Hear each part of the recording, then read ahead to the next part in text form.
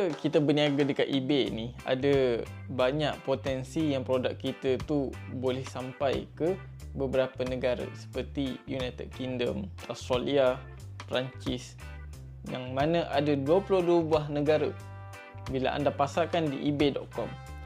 Akan tetapi dalam banyak tempat yang kita nak hantar barang ni, ada satu kawasan yang mana seller eBay kena tahu, iaitu remote area, iaitu kawasan pendalaman dengan taburan penduduk yang tidak begitu ramai.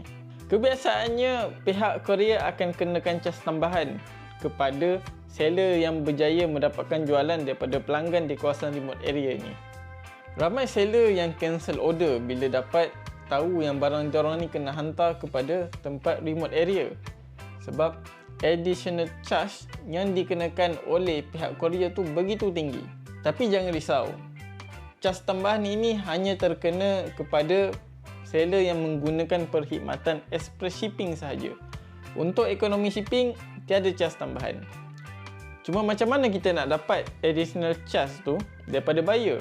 Cara pertama adalah dengan kita suruh buyer tu membuat pembayaran di luar platform eBay menggunakan akaun Payoneer kita.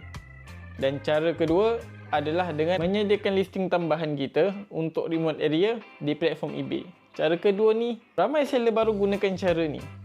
Dan anda boleh gunakan nombor tracking yang sama tu, upload kepada kedua-dua produk ni bila seller ni buat pembayaran. Tiada masalah di situ.